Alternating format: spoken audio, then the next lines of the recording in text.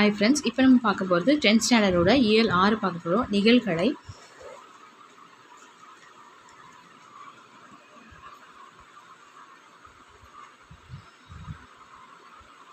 கரகாட்டம் பற்றி பார்க்கலாம். கரகம் என்பது பித்தளை. கரகம் அப்படின்னா பித்தளை செம்பையோ சிறிய குடத்தையோ தலையில் வைத்து தாளத்திற்கு ஏற்ப ஆடுவது கரகாட்டம். இந்த நடனம் கரகம் கும்பாட்டம் என அழைக்கப்படுகிறது. அதாவது எப்படி அப்படின்னா, தலையில் செம்பு நிற்கும் அளவு எடையை ஏற்றுவதற்கு செம்பில் மணலையோ பச்சரிசியோ நிரப்புகிறார்கள்.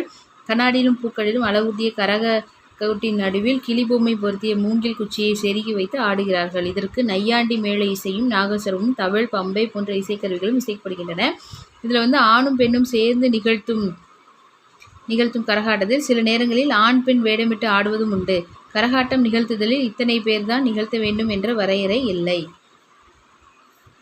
நீரறிய வரியா கரகத்து என்ற புறநாற்று பாடலில் கரகம் அப்படிங்கிற சொல் இடம்பெற்று, கரகத்து அப்படிங்கிற அந்த நீரறிய வரியா கரகத்து புறநானூர்லேருந்து வந்திருக்கு.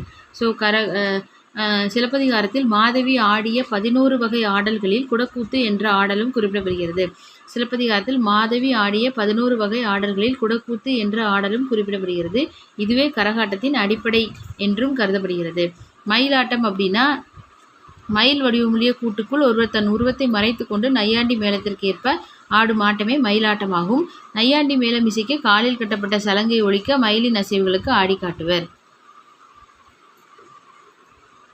காவடி ஆட்டம் அப்படின்னா, கா என்பதற்கு பாரந்தாங்கும் கோல் என்று பொருள்.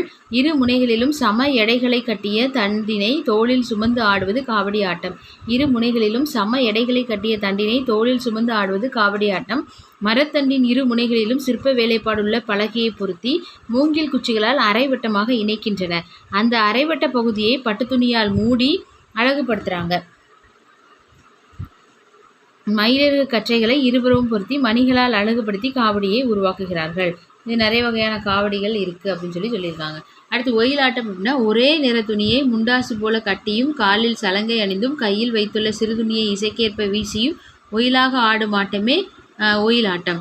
உணர்ச்சிக்கேற்ப பாட்டின் சந்தமும் சந்தத்திற்கேற்ப ஆட்டத்தின் இசையும் மாறி மாறி மனதை ஈர்க்கும். இதில் கம்பீரத்துடன் ஆடுதல் என்பது தனி சிறப்பானது. ஒயிலாட்டத்தை இரு வரிசையாக நின்று ஆடுவாங்க. ஒருவருக்கொருவர் இடம் விட்டு விலகி நின்று ஆடும் இந்த ஒயிலாட்டத்தை பெரும்பாலும் ஆண்கள் தான் ஆடுவாங்க. ஆண்கள் ஆடுவதே வழக்கில் உள்ளது. தேவராட்டம் அப்படின்னா, தேவராட்டம் வானத்து தேவர்கள் கூடிய ஆட்டம் என பொருள்படும். வானத்து தேவர்கள் கூடிய ஆட்டம் என பொருள்படும். இதுவுமே ஆண்கள் மட்டுமே ஆடும் ஆட்டம். உருமி என பொதுவாக அழைக்கப்படும் தேவ துந்துபி தேவராட்டத்திற்குரிய இசைக்கருவி.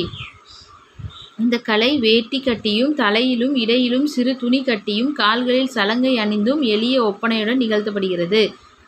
பெரும்பான்மை 8 முதல் 13 கலைஞர்கள் கலந்து கொள்ள வேண்டும் என்று பொது மரபாக உள்ளது. தேவராட்டம் குறிப்பாக சடங்கு சார்பாக ஆடப்படுகிறது. தேவராட்டம் போன்று ஆடப்பட்டு வருகின்ற கலை சேர்வை ஆட்டம். அடுத்து பொய்க்கால் குதிரை ஆட்டம் அப்படிங்கிறது போலச் செய்தல் பண்புகளை பின்பற்றி நிகழ்த்தி காட்டும் கலைகளில் ஒன்று. அரசன் அரசி வேடமிட்டு ஆடப்படும் இவ்வாட்டம் புரவி ஆட்டம், புரவி நாட்டியம் என்ற பெயர்களிலும் அழைக்கப்படுகிறது. மராட்டிய காலத்தில் தஞ்சைக்கு வந்ததாக கூறப்படுகிறது. தப்பு ஆட்டம் அப்படின்னா பறையாட்டம். தப் தப் என்று ஒலிப்பதால் அந்த ஒலியின் அடியாக தப்பு என்ற பெயர் பெற்றதென கூறப்படுகிறது. இங்கே வந்துடலாம். தெருக்கூத்தை தமிழக கலையின் முக்கியமான அடையாளமாக்கியவர். நாடகக்கலையை மீட்டெடுப்பதே தமது குறிக்கோள் என்றவர்.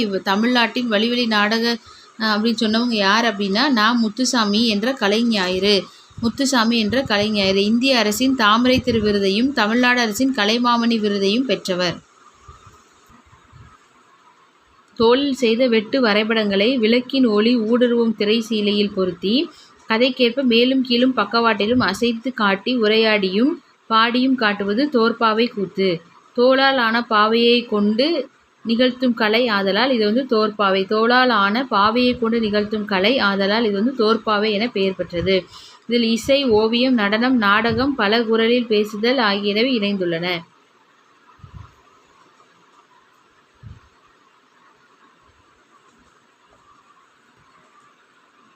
இதோட இது வரலாம். மலேசிய தலைநகர் கோலாலம்பூரில் புகழ்மிக்க பகுதியான ராசராச சோழன் தெரு என்பது இன்றும் உள்ளது. மாமன்னர் ராசராச சோழன் பல்வேறு நாடுகளுக்கு பயணம் மேற்கொண்ட சிறப்பினை இது உணர்த்துகிறது. அடுத்து வந்து பூ தொடுத்தல் உமா மகேஸ்வரின்னு ஒருத்தவங்க எழுதியிருக்கிறாங்க. இதில் சொல்லும் பொருளும் கூட இல்லை, ஸோ ஸ்கிப் பண்ணிடலாம். பூ தொடுத்தல்ங்கிற பாடம் அடுத்தது, சொல்லும் பொருளும் கூட இல்லை, ஸ்கிப் பண்ணிடலாம். அப்புறம் முத்துக்குமாரசாமி பிள்ளைத்தமிழ் குமரகுருபரன் ஒருத்தவங்க அவர்கள் எழுதியிருக்கிறாங்க. சந்தத்துடன் உள்ள பாடலில் உயிர்ப்பு சந்தத்தோடு இருக்கிற பாடலில் வந்து உயிர்ப்பு அதிகமாக இருக்கும், கேட்போருக்கும் ஈர்ப்பும் அதிகமாக இருக்கும். தொடக்கம் முதல் தமிழ் இலக்கியத்தில் சந்தத்தை ஊட்டிய இசை நாட்டிய பாடல்கள் மொழிக்கு பெருமை சேர்த்தன. ஏற்றம் இறைத்தலுக்கு ஏற்ற சந்தத்தை கொண்டிருக்கிறது. நாட்டுப்புற தமிழ் குழந்தையின் தலை அசைத்தலுக்கும் சந்தம் அமைத்து தருகிறது.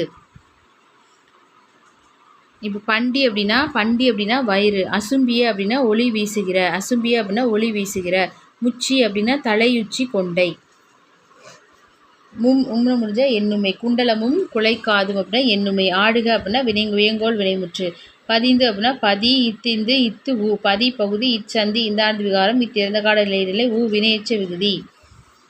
செங்கீரை பருவம் செங்கீரை காற்றில் ஆடுவது போன்று குழந்தையின் தலை 5-6 மாதங்களில் மென்மையாக அசையும். இப்பருவத்தை செங்கீரை பருவம் என்பர். குழந்தை தன் இரு கையை ஊன்றி ஒரு காலினை மடக்கி மற்றொரு காலை நீட்டி தலை நிமிர்ந்து முகம் அசைக்கும். அது வந்து என்னன்னா செங்கீரை பருவம். சிலம்பு கிண்கிணி அப்படின்னா காலில், கிண்கிணி அப்படிங்கிறது வந்து காலில் அணிவது, சிலம்பு கிண்கிணிங்கிறது காலில் அணிவது, அரைநானுங்கிறது இடையில் அணிவது, சுட்டி அப்படிங்கிறது நெற்றியில் அணிவது, குண்டலம் குலை அப்படிங்கிறது சுட்டினா நெத்தி சுட்டி அப்படின்னு வச்சு, அரைஞான் இடையில் கட்டுவது, அரைஞான் கயிறு, குண்டலம் குலை அப்படின்னா காதில் அணிவது, சூளி அப்படின்னா தலையில் அணிவது.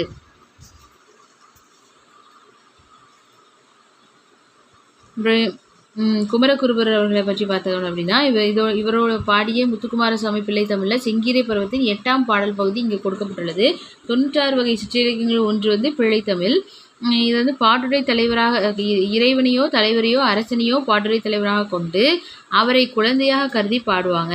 பாட்டுடை தலைவரின் செயற்கரிய செயல்களை எழுத்தியம்போது பிள்ளைத்தமிழ். 10 பருவங்கள் அமைத்து பருவத்திற்கு 10 பாடல் என 100 பாடல்களால் இது பாடப்படும். இது ஆண்பார் பிள்ளைத்தமிழ், பெண்பார் பிள்ளைத்தமிழ் என 2 வகையாக பாடப்படும். குமரகுருபரின் காலம் 17ஆம் நூற்றாண்டு. இவர் தமிழ், வடமொழி, இந்துஸ்தானி ஆகிய மொழிகளில் புலமை மிக்கவர். கந்தர் கலிவெண்பா, மீனாட்சி அம்மை பிள்ளைத்தமிழ், மதுரை கலம்பகம், சகலகலா வள்ளி மாலை, நீதிநெறி விளக்கம், திருவாரூர், மும்மணிக்கோவை முதலான நூல்களை இயற்றியுள்ளார். இரு பாலருக்கும் பொதுவான பருவங்கள் அப்படின்னா காப்பு, செங்கீரை, தாழ், சப்பானி, முத்தம், வருகை, அம்புலி. ஆண்பாலுக்கு மட்டும் கடைசி 3 சிற்றில், சிறுதேர், சிறுவரை. பெண்பாலுக்கு வந்து கழங்கு, அம்மானை, ஊசல். பெண்பாலுக்கு வந்து கழங்கு, அம்மானை, ஊசல். கம்பராமாயணம் நம்ம டைரெக்டாக சொல்லும் பொருளும் பார்த்துக்கலாம். சொல்லும் பொருளுமே இல்லை, ஸோ நம்ம இதை ஸ்கிப் பண்ணிவிட்டு பாய்ச்சல் அப்படிங்கிற அந்த இது நமக்கு தேவையில்லை. ஸோ அது என்ன இலக்கணம் பார்க்கலாமா? ஒரு பேஜ் டேராகி கிழிஞ்சிருக்கு, ஸோ கொஞ்சம் அட்ஜஸ்ட் பண்ணி பார்த்துக்கலாம். ஓகே, அகப்பொருள் இலக்கணம். அதாவது அகப்பொருள் நிலவும் பொருளும் முதற் பொருள். குறிஞ்சி முல்லை இங்கே அகப்பொருள் அப்படின்னா என்னென்னா, அன்புடைய தலைவன் தலைவி இடையிலான உறவு நிலைகளை கூறுவது தான் அகத்திணை. அவங்க தலைவன் தலைவி உறவு நிலை கூறுறது தான் அகத்திணை. குறிஞ்சி, முல்லை, மருதம், நெய்தல், பாலை, கைக்கிளை, பெருந்திணை ஆகிய 7 அகத்திணைகள். 7 வகையான அகத்திணைகள் இருக்குது. அதாவது முதற்பொருள், கருப்பொருள், உரிப்பொருள் என ஆகியன 5 திணைகளுக்கு முதற்பொருள், கருப்பொருள், உரிப்பொருள் 5 திணைக்குமே உண்டு. இதில் நிலவும் பொழுதும் முதற்பொருள். குறிஞ்சினா மலை தான், முல்லைனா காடு, மருதம்னா வயல், நெய்தல்னா கடல், பாலை அப்படின்னா சுரமும், அதாவது வறண்ட நிலம். அதுக்கப்புறம் பொழுது வகை அப்படிங்கிறது பெரும்பொழுது, சிறுபொழுதுன்னு 2 வகைப்படும். பெரும்பொழுது, சிறுபொழுதுன்னு வகைப்படும். பெரும்பொழுது அப்படின்னா நமக்கு வர காலங்கள் தான். காரில் குளிர், முன்னாடி பின்னாடி பார்க்கும்போது பார்த்தா இளமையான முதுவே நீர். காரில் குளிராக இருக்கணுன்ட்டு முன்னாடி பின்னாடி பார்த்தா அப்படின்னு ஞாபகம் வச்சுக்கணும். அதுக்கப்புறம் நம்ம எதுலேருந்து ஸ்டார்ட் பண்ணால் சித்திரை, இளமையா அப்படின்னா சித்திரை இளமையிலேருந்து ஆரம்பிக்கணும். சித்திரை, வைகாசி, ஆனி, ஆடி, ஆவணி, புரட்டாசி, ஐப்பசி, கார்த்திகை, மார்கழி, தை, மாசி, பங்குனி அப்படின்னு அந்த ஆர்டர் ஞாபகம் வச்சுட்டு இதை எழுதணும். ஸோ அதுக்கப்புறம் சிறுபொழுது அப்படின்னா ஒரு நாளோட 6 கூறுகள். அது பெரும்பொழுதுங்கிறது ஒரு ஆண்டின் 6 கூறுகள். சிறுபொழுது காலையில் 10 மணி வரைக்கும் காலை, அதுக்கப்புறம் மதியம் 2 மணி வரைக்கும் நண்பகல், 2 மணிலேருந்து 6 மணி வரைக்கும் ஏற்பாடு, அதுக்கப்புறம் மாலை வந்து 6லேருந்து 10 மணி, இரவு அப்படின்னா 10லேருந்து 2 மணி, வைகறை அப்படின்னா 2லேருந்து 6 மணி, அதுதான் சொல்கிறாங்க. ஸோ திணையும் பொழுதும்னு கொடுத்துருக்காங்க. குறிஞ்சிக்கு என்னென்ன இதுன்னு கொஞ்சம் இந்த பாக்ஸு கொஞ்சம் பார்த்து ரீட் பண்ணிக்கோங்க. என்னோடய புக் கொஞ்சம் கிழிச்சிருக்கனால அதை பார்க்க முடியல. நான் எப்படி ஞாபகம் வச்சுக்கேன்னா, குறிஞ்சி முல்லை ஆர்டரை வச்சுட்டு யாமாவை என அப்படி ஞாபகம் வச்சுக்கேன். சிறுபொழுதுக்கு யாமாவை என. பெரும்பொழுதுக்கு வந்து குறிஞ்சினாலே அங்கே மலையில் குளிராக இருக்கும், பனியும் இருக்கும். முல்லையில் காரில் போகணும், முல்லை காட்டுக்கு காரில் போகணும். அதுக்கப்புறம் மருதம் நெய்தல் வந்து 6 பெரும்பொழுது. பாலைக்கு வந்து கடைசி இருக்குது இளவேனில் முதுவேனில் பின்பணி அப்படின்னு ஞாபகம் வச்சுருக்கேன். யாமாவை என அப்படி தான் ஞாபகம் வச்சுருக்கேன். நீங்கள் அது மாதிரி வச்சுக்கோங்க ஆர்டரில். யாமம் மாலை யாமாவை என அப்படின்னா யாமம் மாலை வைகறை ஏற்பாடு நண்பகல். ஸோ அடுத்தது வந்து இது ஒரு முக்கியமான பாக்ஸு. இது தயவு செஞ்சு நீங்களே படிச்சுக்கோங்க. இது கொஞ்சம் மோசமான நிலைமையில் இருக்குது புக்கு. ஸோ இந்த ஒரு பேஜ் 146 மட்டும் நீங்கள் ரீட் பண்ணிக்கணும். அடுத்தது கலைச்சொல் அப்படின்னு பார்த்தோம்னா ஏஸ்தட்டிக் அப்படின்னா அழகியல், முருகியல், ஆர்டிஃபேக்ட்ஸ் அப்படின்னா கலை படைப்புகள், டெர்மினாலஜி அப்படின்னா கலைச்சொல், மித் அப்படின்னா தொன்மம். இயல் 10th இயல் 7 அப்படி கண்டினியூஸாக பார்த்துடலாம். சிற்றகல் ஒளி அப்படின்னா மாப்போ சிவஞானம் அவர்களுடையது.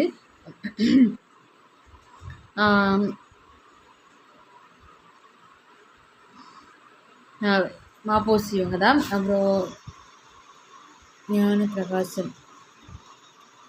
இந்திய விடுதலை போராட்ட வரலாற்றில் 1906 வந்து மிகவும் சிறப்புடைய ஆண்டாக இருந்திருக்கு. ஏன் அப்படின்னா காந்தியடியோட சத்தியாகிரகம் என்ற அறப்போர் முறையை தென்னாப்பிரிக்காவில் தொடங்கி வச்சுருக்காங்க.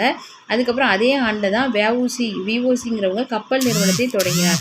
இத்தகைய சிறப்புள்ள ஆண்டில் ஜூன் 26ஆம் நாள் சென்னை 1000 விளக்கு வட்டம் சாலவன் குப்பம் எனும் பகுதியில் 1000 விளக்கும் என பெயர் இருப்பினும் என்னை பெற்றெடுத்த குடும்பம் ரொம்ப 1000 விளக்கு பளிச்சுன்னு இருக்குன்னு நினச்சிடக்கூடாது. வறுமையாக தான் இருந்தோம், இருள் சூழ்ந்து தான் இருந்துச்சு. என் தந்தையர் பெயர் பொன்னுசாமி, அன்னையர் பெயர் சிவகாமி, பெற்றோர் எனக்கு இட்ட பெயர் ஞான பிரகாசம். ஆனால் சரபெயர் என்னும் முதியவர் ஒருவர் என்னுடைய பெயரை மாற்றி சிவஞானி என்றே அழைத்தார்.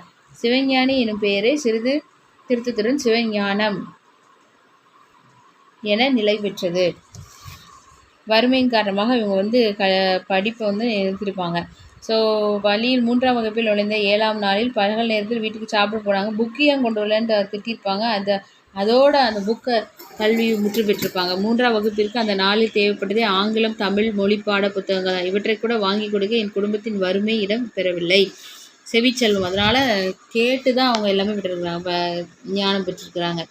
அப்படின்னா அன்னையார் இளமையிலேயே எனக்கு பயிற்றுவித்த பாக்கள் எனது இலக்கிய பயிற்சிக்கான பாடங்களாக அமைந்தன. அள்ளி அரசாணி மாலை, பவளக்கொடி மாலை, அம்மானை பாடல்களை பாடுவார். ஸோ சந்த நயத்தோடும் எதுகை மோனையோடும் உள்ள அம்மானி பாடல்கள் அடிக்கடி பாடி பிள்ளை பருவத்திலேயே இலக்கிய அறிவை வளர்த்துக்கிட்டாங்க.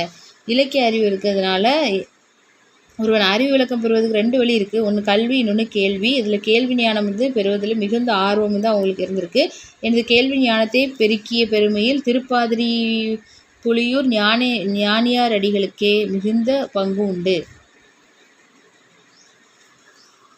அப்புறம் பேராய கட்சி 1931ஆம் ஆண்டில் இர்வின் ஒப்பந்த காலத்தில் நாடு முழுவதிலும் பேராய கட்சிக்காரர்கள் ஆக்க வழிபட்ட வேலைகளில் ஈடுபடுத்தப்பட்டன.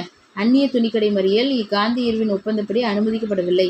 தீண்டாமை விளக்கு, கதர் விற்பனை ஆகியவற்றிலேயே பேராய கட்சிக்காரர்களை ஈடுபடுத்தியது.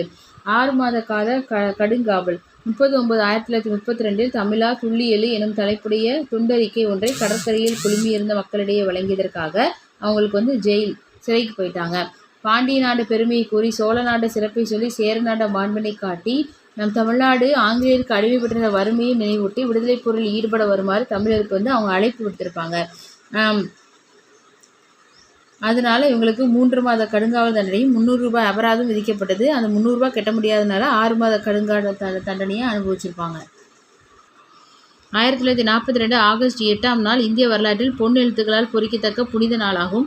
அன்றுதான் இந்தியாவை விட்டு வெள்ளையனே ஆகஸ்ட் 8 அன்றுதான் இந்தியாவை விட்டு வெள்ளையனை வெளியேறு என்ற தீர்மானத்தை பம்பாயில் கூடிய அகில இந்திய பேராய கட்சி ஒருமனதாக நிறைவேற்றியது. ஓகே, 1942ஆம் ஆண்டு 2 ஆகஸ்ட் 8ஆம் நாள் இந்திய வரலாற்றில் பொன் எழுத்துக்களால் இந்திய வரலாற்றில் பொன் எழுத்துக்களால் பொறிக்கத்தக்க புனித நாளாகும். ஏன்னா அன்னைக்கு தான் இந்தியாவை விட்டு வெள்ளையனே வெளியேறு என்ற தீர்மானத்தை பம்பாயில் அகில இந்திய பேராய கட்சி ஒருமனதாக நிறைவேற்றியது.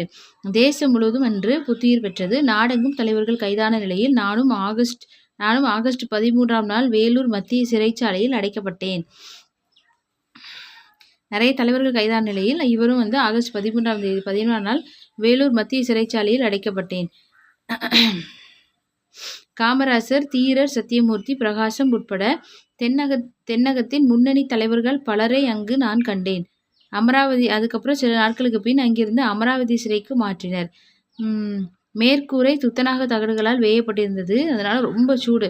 கோடை காலத்தில் 120 பாகை அளவில் வெயில் காயக்கூடிய பகுதியில் மின்சார விசிறி கூட இல்லாமல் எங்களின் நிலை இறங்கத்தக்கதாக இருந்தது. தமிழகம் பற்றிய கனவு. 1947 ஆகஸ்ட் 15ஆம் நாளன்று சென்னை மாநகரில் விடுதலை விழா கொண்டாடி முடிந்தது. மறுநாள் காலை நாங்கள் ஒரு குழுவாக வடக்கெல்லை சென்றோம். வடக்கெல்லை மீட்சிக்கான முதல் முயற்சியாக அமைந்தது ஆசிரியர் மங்களங்கிழார் என்ற சுமார் 55 வயதுடைய பெரியாரின் அழைப்பின் மீதே நாங்கள் வடக்கெல்லைக்கு சென்றோம். விடுதலைக்கு பிறகு மாநிலங்களை மொழிவாரியாக பிரித்தனர். ஆந்திர தலைவர்கள் சித்தூர் மாவட்டம் முழுவதையும் புதிதாக அமையவிருக்கும் ஆந்திர மாநிலத்துடன் இணைக்க விரும்பினர். தமிழாசான் மங்களங்கிழார் அவருடன் இணைந்து தமிழரசு கழகம் சென்னை இங்கே எப்படி சென்னையை மீட்டாங்கன்னு பார்ப்போம். ஆந்திர மாநிலம் பிரியும் போது சென்னை தான் அதன் தலைநகராக இருக்க வேண்டும் என்று ஆந்திர தலைவர் கருதினார். அந்நாள் முதல்வர் ராஜாஜி நிலைமையின் தீவிரத்தை உணர்த்திய போது தலைநகருக்காக தன் முதலமைச்சர் பதவியை துறக்கவும் அவர் முன்வந்தார். சென்னை மாகாணத்திலிருந்து பிரிந்து ஆந்திரா அமைவதற்காக ஏற்படுத்தப்பட்டிருந்த நீதிபதி வாஞ்சு தலைமையிலான ஒரு நபர் ஆணையம் ஆந்திரத்தின் தலைநகராக சென்னை இருக்க வேண்டும் என்ற இடைக்கால ஏற்பாட்டினை பரிந்துரைத்திருப்பதாக அதிகாரப்பூர்வமான கருத்துக்கள் நிலவின. அதுக்கப்புறம் தெற்கெல்லை போராட்டம். வடக்கெல்லை போராட்டம் முடிஞ்சப்பறம் தெற்கெல்லை போராட்டம்.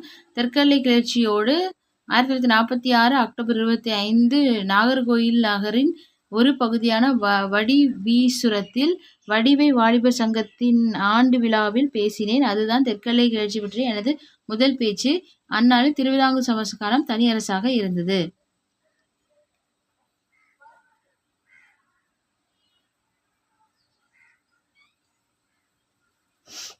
அப்புறம் மார்ஷல் ஏ நேசமணிங்கிறவங்க ரொம்ப இம்பார்ட்டன்ட். இளம் வயதிலேயே சமூக விடுதலைக்காக போராடியவர், வழக்கறிஞர். நாகர்கோவில் நகர்மன்ற தலைவராகவும் சட்டமன்ற உறுப்பினராகவும் நாடாளுமன்ற உறுப்பினராகவும் பணியாற்றினார். நாகர்கோவில் நகர்மன்ற தலைவராகவும் சட்டமன்ற உறுப்பினராகவும் நாடாளுமன்ற உறுப்பினராகவும் பணியாற்றினார். குமரி மாவட்ட போராட்டத்தை முன்னெடுத்துச் சென்றவர். இதனால் மார்ஷல் நேசமணி என்று அழைக்கப்பட்டார். 1956 நவம்பர் 1ஆம் நாள் கன்னியாகுமரி மாவட்டம் தமிழ்நாட்டுடன் இணைந்து தமிழகத்தின் தென் எல்லையாக மாறியது. 1956 நவம்பர் 1. இன்னைக்கு தான் நமக்கு குரூப் 2 எக்ஸாம். நவம்பர் 1 அது 1956 மாநில மறுசீரமைப்பு. கன்னியாகுமரி மாவட்டம் தமிழ்நாட்டுடன் இணைந்து தமிழகத்தின் தென் எல்லையாக மாறியது. இவருடைய நினைவை போற்றும் வகையில் தமிழக அரசு நாகர்கோவில் சிலையோடு மணிமண்டபமும் அமைத்துள்ளது.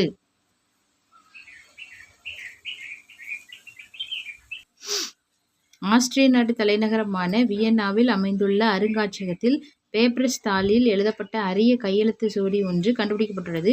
இச்சுவடி சேர நாட்டு துறைமுகமான முசிறியில் வாழ்ந்த தமிழ் வணிகருக்கும் எகிப்து நாட்டின் அலெக்சாண்ட்ரியா துறைமுகத்தில் வாழ்ந்த கிரேக்க வணிகருக்கும் இடையிலான வணிக ஒப்பந்தம். அதாவது முசிறியில் வாழ்ந்த தமிழ் வணிகருக்கும் எகிப்து நாட்டின் அலெக்சாண்ட்ரியா துறைமுகத்தில் வாழ்ந்த கிரேக்க வணிகருக்கும் இடையிலான வணிக ஒப்பந்தம். இது கிபி 2ஆம் நூற்றாண்டின் இடைப்பகுதியில் ஏற்படுத்தி கொள்ளப்பட்டது. மாப்போசி எனது போராட்டம் எனும் தன் வரலாற்று நூலில் இருந்து இக்கட்டுரை தொகுக்கப்பட்டது. சிலம்பு செல்வர். மாப்போசி சிலம்பு செல்வர் என போற்றப்படுகிறார். விடுதலை போராட்ட வீரர். 1952 முதல் 54 வரை சட்டமன்ற மேலவை உறுப்பினராகவும் அப்புறம் சட்டமன்ற மேலவை தலைவராகவும் 72லேருந்து 78 வரைக்கும் வகித்துள்ளார். தமிழரசு கழகத்தை தொடங்கியவர். வள்ளலார் கண்ட ஒருமைப்பாடு எனும் நூலுக்காக 1966 சாகித்ய அகாதமி விருது பெற்றார். தமிழக அரசு திருத்தணியிலும் சென்னை தியாகராயிலும் இவருக்கு சிலை அமைத்துள்ளது. அடுத்தது ராசகோபால் அவர்களுடைய ஏர் புதிதா அப்படிங்கிற பாடல். இது இம்பார்ட்டன்ட்ல நெக்ஸ்ட் பேர்லாம். அடுத்து மெய்கீர்த்தி, இதுவுமே நமக்கு தேவையில்லை. அதாவது மன்னர்களை பற்றி புகழ்ந்து அதை வந்து எழுதி வச்சுருப்பாங்க. குப்தர் காலத்துலேயும் ஒரு மெய்கீர்த்தி உண்டு. அது யாருக்கா தெரிஞ்சால் கமெண்ட் பண்ணுங்கள். அடுத்து சிலப்பதிகாரம். இதில் இருக்கிற சொல்லும் பொருளும் பார்த்துடலாம். சுண்ணம் அப்படின்னா நறுமணப் பொடி. காருகர் அப்படின்னா நெய்பவர்.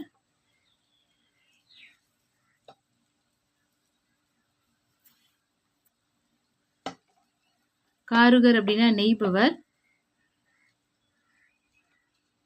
தூசு அப்படின்னா பட்டு. துகிர்னா பவளம். தூசுனா காருகர்னு நெய்பவர். தூசு அப்படின்னா பட்டு. துகிர்னா பவளம். வெறுக்கை அப்படின்னா செல்வம். வெறுக்கை அப்படின்னா செல்வம். நொடை அப்படின்னா விலை. நொடை அப்படின்னா விலை. வெறுக்கைனா செல்வம், நொடைனா விலை. பாசவர் வெற்றிலை விற்போர். ஓசுனர் பாசமா வெத்தலை. ஓசுனர்னா ஓசையில என்ன. கண்ணூல் வினைஞர்னா ஓவியர். கண்ணூல் வினைஞர்னா ஓவியர். மண்ணீட்டாளர்னா சிற்பி. கிழி அப்படின்னா துணி. வண்ணமும் சுண்ணமும்னா எண்ணுமை. பயில் தொகை அப்படின்னா வினைத்தொகை. மயங்கிய மயங்கு. இன் ஈ ஈ உடம்புடுமை. பெயரச்சு விகுதி. இன் இறந்த கால இடைநிலை. இன் புணர்ந்து கெட்டது.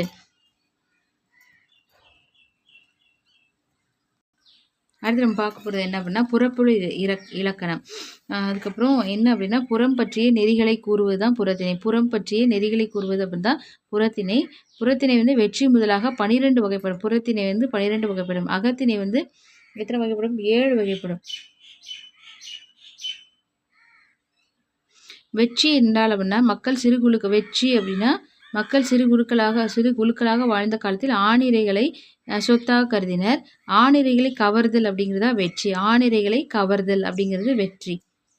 கவர்ந்து வர்றதுக்காக வெற்றி பூவை வச்சுட்டு போவாங்க. அப்புறம் கரந்தை அப்படின்னா அந்த பறிச்சுட்டு போன, அதாவது கவர்ந்துட்டு போன வெற்றி மூலமாக செஞ்சதை வந்து கறந்துட்டு மீட்கிறதுக்காக போகிறது தான் கரந்தை பூ சூடி போவாங்க. வஞ்சி பூ அப்படின்னா அந்த மன்னன் வந்து தன்னை சொத்தாக மாறிய காலத்தில் மண்ணை கவர்தல் போராயிற்று. மண்ணாசை காரணமாக பகைவர் நாட்டை கைப்பற்ற வர்றதுக்காக வஞ்சிப்பூவை சூடி போருக்கு வருவாங்க. காஞ்சி திணை அப்படின்னா நாட்டை கைப்பற்ற அந்த பூவை சூடி எதிர்த்து போரிடுவாங்க. நாட்டை கைப்பற்றதுக்காக எதிர்த்து போரிடுவாங்க.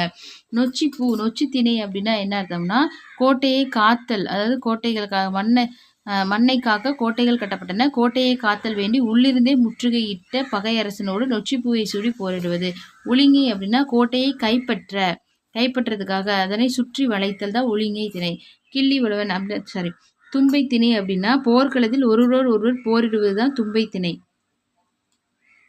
போரை தொடங்கும் நிகழ்வாக ஆணிரை கவர்தல் மேற்கொள்ளப்பட்டது. ஆணிரை கவர்தல் தான் போர் தொடங்கும். வாகை திணை அப்படின்னா போரில் வெற்றி பெற்ற மன்னன் சூடுற பூ தான் வாகைப்பூ. அதுக்கப்புறம் பாடான் திணைனா பாடுவதற்கு தகுதியுடைய ஓர் ஆளுமையாளரின் கல்வி, வீரம், செல்வம், புகழ், கருணை முதலியவற்றை போற்றி பாடுவது. கல்வி, வீரம், செல்வம், புகழ், கருணை முதலியவற்றை போற்றி பாடுவது பாடான் திணை. பொதுவியல் திணை அப்படின்னா வெற்றி முதல் பாடான் வரை உள்ள புறத்திணைகளில் பொதுவானவற்றையும் அவற்றில் கூறப்படாதவற்றையும் கூறுவதுதான் பொதுவியல் திணை. கைக்கிளை அப்படின்னா ஒருத்தலை காமம். பெருந்தலை அப்படின்னா பொருந்தா காமம். அதுக்கப்புறம் பார்க்க போகிறது என்ன கலைச்சொல். கான்சுலேட் அப்படின்னா துணை தூதரகம். பேட்டன்ட் அப்படின்னா காப்புரிமை. கான்சுலேட்னா துணை தூதரகம். டாக்குமெண்ட்னா ஆவணம். கில்ட் அப்படின்னா வணிக குழு. இரிகேஷனா பாசனம். டெரிட்டரி அப்படின்னா நிலப்பகுதி. இதோட இயல் 7 முடிஞ்சது. இயல் 8, 9 ஒரு வீடியோவில் பார்த்துலாம். Thank you friends.